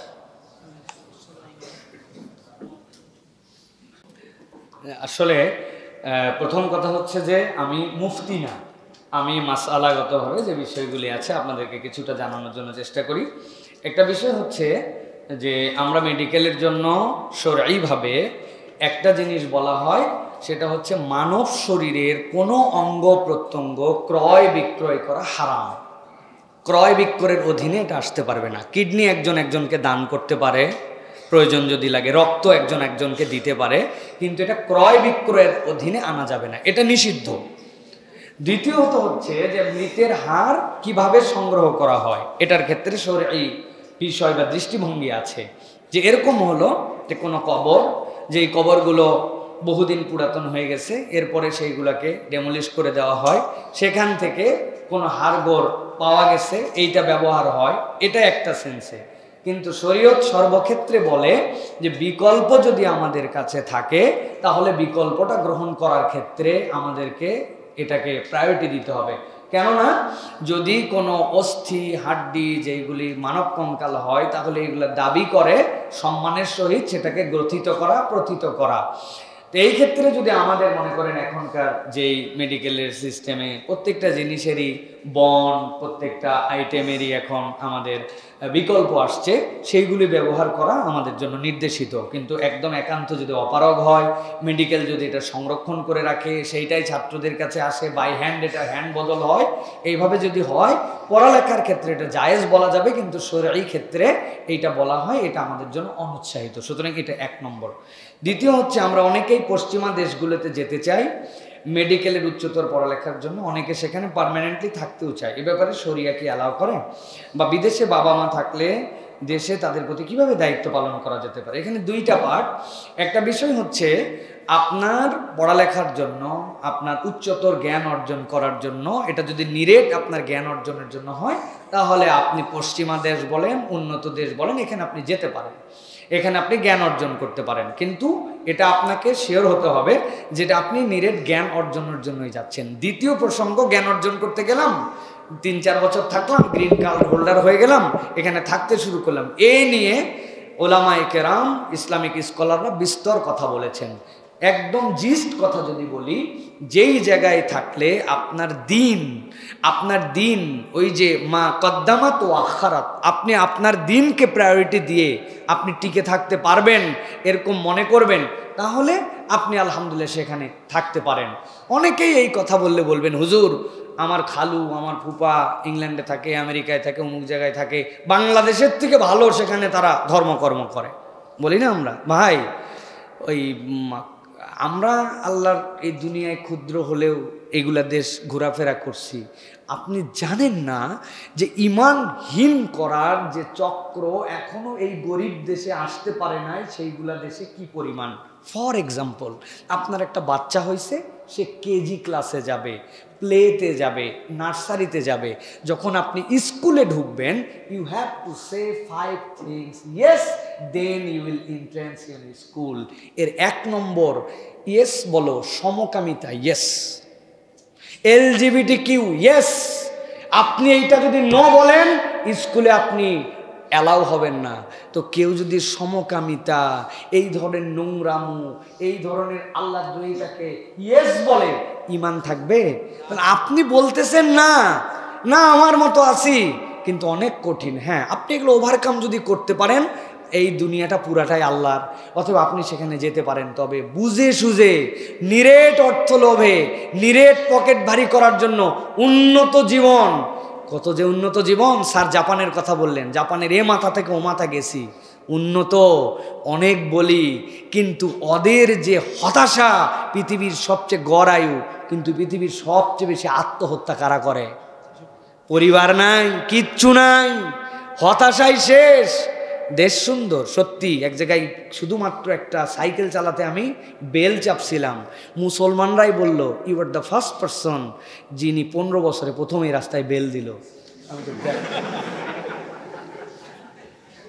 এত ব্যাকল হয়ে গেছে, কত সুন্দর দেশ, কিন্তু ওই দেশের মধ্যেও এই হতাশার লেভেল আছে যেটা আমাদের মধ্যে নাই। আমার দাদা নানারা বলে অসুখ হয়েছে, আরাম করার সময় পাই নাই, এত ডিস্টার্ব করে, সব তোরা সব নাতি নাতনি খেদায়, আর ওদের নাতি নাতনি নাই, আত্মহত্যা করে। সুতরাং উন্নতির নানান ডেফিনেশন আছে, এটা আপেক্ষিক অনেক সময়। সুতরাং সংক্ষেপে এটা বুঝাইছি, যেতে পারেন, কিন্তু নিয়তের বিশুদ্ধতা আপনার মধ্যে থাকতে হবে, যেন আমার ইমানের উপরে এই উন্নত দেশের বাহ্যিক চোখে প্রায়োরিটি না হয়। হ্যাঁ, আপনি দায়ী হন, আপনি আপনার কালচারের মধ্যে থাকেন, সমাজ পরিবর্তনের চিন্তা করেন, না জায়েজ না, যেতে পারেন। সর্বশেষ, সিগারেট খাওয়া হারাম নাকি হারাম? মাইন্ড ইট, যা প্রশ্ন তাই পড়তেছি, সিগারেট খাওয়া হারাম নাকি হারাম? এটা কলেজে মানে হালাল বুঝাইছে আর কি। এটা কলেজের হলে বসে খেলে যদি সেটা আরেকজন ইমানদার দেখে, প্রতিবাদ না করে, তাহলে সে কি গুনাহগার হবে? ঢাকা মেডিকেলের সবচেয়ে বড় সফলতা, মেডিকেলের মধ্যে বসে এই প্রশ্ন করতে পারতেছেন। পিরি খাওয়ার প্রশ্ন, আবার হুজুরও বিদায়, প্রশ্নকারীও বিদায়, আয়না ঘর, ঠিক না? প্রিয় ভাইয়েরা, প্রথম কথা হচ্ছে ভাই, সিগারেট কোরআন সুন্নাহর যে নস মানে আল হালালু বাইয়িন ওয়াল হারামু বাইয়িন, হালাল বর্ণিত, হারামও বর্ণিত। সুতরাং সিগারেটুন হারামুন এইরকম করে কোরআন হাদিসে নাই, কিন্তু কোরআন হাদিসের স্পষ্ট বর্ণনা নিয়ে বোঝা যায়। আল্লাহ বলেছেন, তোমরা নিজেদেরকে ধ্বংসের দিকে ঠেলে দিও না। নবী বলছেন, খবিস তথা নাপাক এটা কখনো ইমানদার খেতে পারে না। সিগারেট যদি খান কোনো উপকার হয় এরকম কোনো কিচ্ছু নাই। এটা সামাজিক ক্ষতি, আশপাশের ক্ষতি, পরিবেশের ক্ষতি, টাকার ক্ষতি। আপনি আপনার নিজেকে ধ্বংস করছেন। আর খবিস মানে কি? সিগারেট খাওয়ার পরে মানুষজন বলতেছে, আপনি একটু আমার দিকে ফু দেন তো, নিঃশ্বাসে ফু দেন, আপনার সুগন্ধে আমার দিল জুড়াবো, বলে কেউ? তো এটা তো গন্ধ। সিগারেট যে খায় ওর আন্ডারওয়ারও গন্ধ, এত গন্ধ। এইটা সিগারেট খায়, আন্ডারওয়ার গন্ধ হবে কেমন করে? পায়খানায় যায় বসে খায়, ওই সময় তো খুলে খায়, ওঠার সময় গন্ধ লেগে যায়, এই জন্য সব গন্ধ। অতএব সিগারেট খাওয়া কোনোভাবেই বৈধ নয়, কোনোভাবেই ঠিক নয়। অতএব এখান থেকে আমাদের বেঁচে থাকতে হবে। দ্বিতীয় একটা চমৎকার জিজ্ঞাসা, কেউ যদি সিগারেট খায় তাহলে আমি যদি বাধা না দেই বা আমি যদি বলতে নিষেধ করতে পারি কেন? হ্যাঁ, আল আমরু বিল মারুফ ওয়ান নাহি আনিল মুনকার, এটা লেয়ার আছে। এখন যিনি খাচ্ছেন আপনি যাই বক্সিং লাগাই দিলেন একবার, হ্যাঁ, এটা না, তাকে বুঝাতে হবে যে ভাই আপনি যেটা করছেন। আবার ধরেন যে একজন বড় ভাই 5 জনের মধ্যে আছে, হুট করে আপনি বিরাট জজ বানিয়ে গেছেন জুনিয়র বুঝাতে, উদু ইলা সাবিলি রব্বিকা বিল হিকমাতি ওয়াল মাউইজাতিল হাসানা, পার্সোনালি তার রুমে যাবেন, কেউ নাই ভাই, আপনি 5 জন বড় ভাই মিলে খাচ্ছিলেন, জানেন না ছোট ভাইরা আপনাকে নিয়ে কী সমালোচনা করলো, আমি আপনার একজন ভাই হিসাবে বললাম এই কথা, ওইগুলো লোকের সামনেও বলতে পারতাম, রুমে খালি সুযোগ খুঁজতেছিলাম কখন বলবো। ভাই যদি খানও আস্তে আস্তে ঘরের মধ্যে ঢুকায় ফেলেন, আস্তে আস্তে বাদ দেন, বাইরে খেলে কিন্তু অন্যরকম কথা বলে, ভাই আমি আপনাকে অনেক শ্রদ্ধা করি, ও চিন্তা করবে সত্যি আমার এটা ছোট ভাই, মনের কথাটা আমাকে বলছে। সুতরাং বুদ্ধি খাটায় বলতে হবে, নিষেধ করবেন শুধুমাত্র দেখে গেছি আর খালি সৎ কাজের আদেশ কাটছি, অন্যায় ফিরাই নাই। অন্যায় থেকে না ফিরানোর জন্য জাতির পরিণতি এইটা।